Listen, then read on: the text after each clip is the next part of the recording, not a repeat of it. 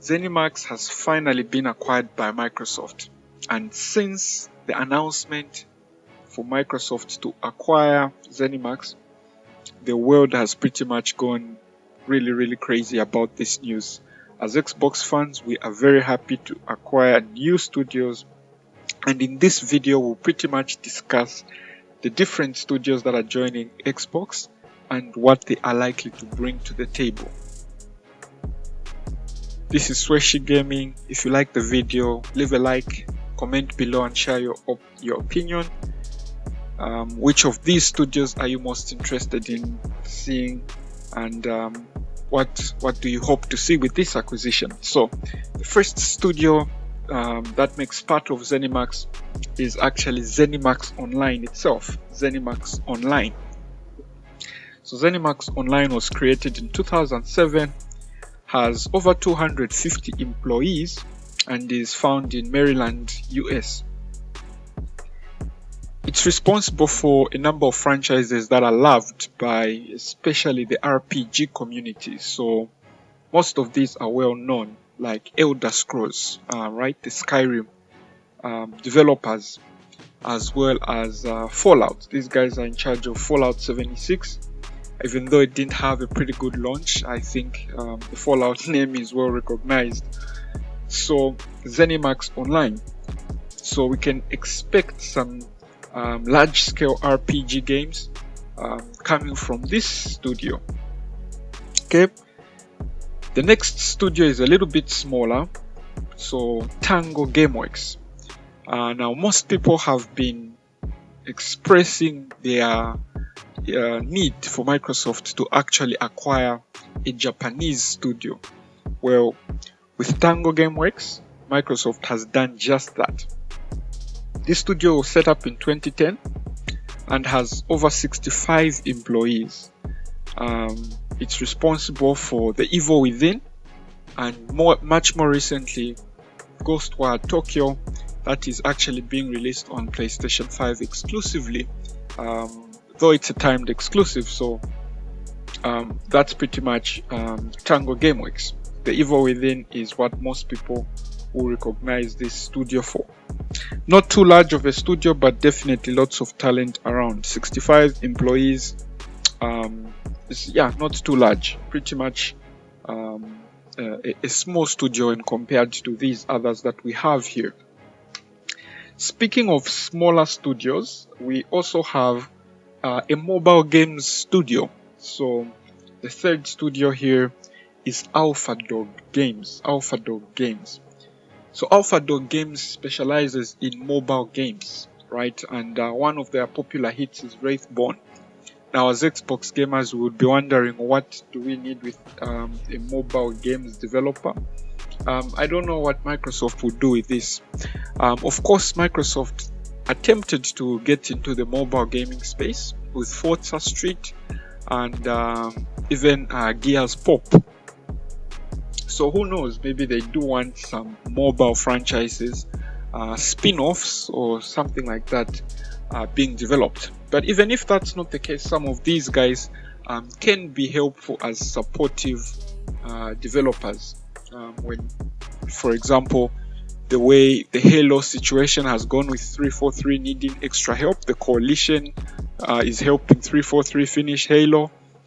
Even Trenton is helping 343 finish Halo. So we can have developers that can pretty much support the development of other games in different studios. We also have RoundHouse Studios. So this is known for Rune. Rune 2 is their latest game. This is not an original studio because it's actually morphed from Human Head Studios. That was the original studio name, and then it's been reborn as RoundHouse Studios. Besides Rune, I don't find other interesting stuff concerning Xbox. They've worked mostly on smaller titles as well. Okay, then so that's number 4. So the next studio, these are the ones that we consider more interesting, right? These are the ones that everybody is excited for. So ID Software. So ID Software, pretty much people's one of the people's favorites, hands down. In fact, it's one of the oldest studios that are part of Zenimax. So it's got over 200 employees. Is based in Texas, the US, and is responsible for a number of well-known and beloved franchises like Quake, Rage, and even Doom. So all of these are pretty good games, and with ID Software, people are especially excited because of the engine, ID Tech itself. They are able to develop very, very fast engines. So for first-person shooters coming from Microsoft, we will definitely have some good engine developers joining Team Microsoft. So ID Software, definitely one that everybody has high hopes for. These Doom characters, everybody can't wait to see what's coming up next. Then we have Arkane Studios. So Arkane Studios, based in France, Austin, and has over 150 employees. Was started in 1999 and is also famous for some well-known games. Some of these are classics, cult classics. Dishonored. Dishonored is a well-known game, very, very well received, in fact, and has a lot of fans. Others like Prey. Prey is also developed by Arkane Studios, and the recent Deathloop. So Deathloop is also a timed exclusive with Sony, and these deals will probably still play out despite the acquisition, because they were agreed upon before Microsoft actually purchased the studio. So we have two of the Zenimax Studios actually developing PlayStation exclusives, even though they are said to be timed exclusives. Okay, then finally, one of the favorite studios that everybody also is interested in is Machine Games. So Machine Games is a very, very loved studio. 2009 is when this studio was actually brought into fruition. Funny enough, we only have about 50 employees in this studio, over 50 employees. Some of this information is outdated and does not reflect the current landscape, but that's pretty much the information that is out there. This studio is based in Sweden. We have a Swedish developer on Team Xbox and is responsible for the Wolfenstein series. So Wolfenstein is also pretty good, especially if you like games that are about killing Nazis. And then this is the studio that is actually going to develop the next Indiana Jones game. So everybody is pretty excited for this. Lastly, Bethesda Softworks. So Bethesda Softworks is more of a publisher. So Zenimax has its own publishing arm, right? So the games that are created by these other studios are published by Bethesda.